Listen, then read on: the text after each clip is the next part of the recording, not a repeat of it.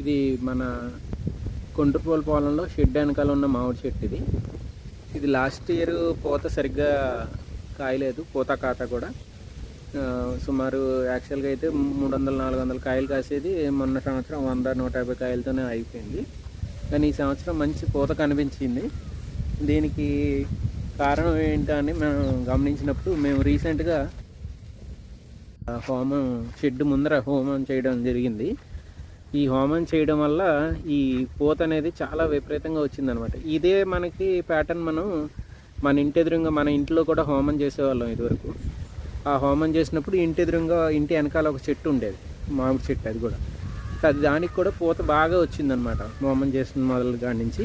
తర్వాత మధ్యలో మేము హోమం గ్యాప్ ఇచ్చాము. ఆ గ్యాప్ ఇచ్చినప్పుడు మళ్ళీ పూత సరిగ్గా పూయలేదు. సో ఈ పూతకి కారణం ఏంటంటే ఈ హోమం అని మనకు తెలిసిందనమాట.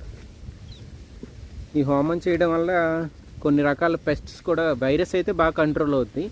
పొగకి వేప పొగ అట్లాంటివన్నీ వేస్తాము వైరస్ అది వచ్చినప్పుడు. సో కొంతమంది అయితే పెస్ట్స్ కూడా పనిచేస్తుంది అంటారు కొంతమంది రైతులు. ఈ ప్రక్రియతో పిడకల నుండి విడుదలయ్యే గ్యాసెస్ ద్వారా నాణ్యమైన పంటలను పండించడమే కాకుండా నీటిలోని సాల్ట్స్ని, వ్యర్థాలని తగ్గించే ప్రక్రియ కూడా మనము ప్రయత్నిస్తున్నాము. అందులో భాగంగా మిగిలిన భస్మాన్ని కొంచెం తీసుకొని నీటిలో కలుపుకొని మనం పొలంలో ఉన్న బోర్లోకి తిరిగి నీటిని పోస్తాము. ఇలా చేయడం వల్ల pH levels, TDS levels, EC లెవెల్స్ని మనం మెరుగుపరుచుకుంటాము.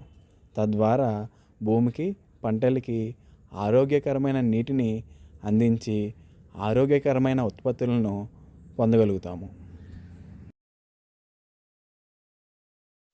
అంతేకాకుండా ఉదయాన్నే కెమికల్ టూత్పేస్ట్తో రోజుని ప్రారంభించకుండా ఉండడానికి ఇష్టపడే వారికి, దంత సమస్యలతో బాధపడేవారికి ఈ హోమం నుండి వచ్చిన భస్మంతో దంతమంజన్ తయారు చేసి అందించే విధంగా అడుగులు వేస్తున్నాము.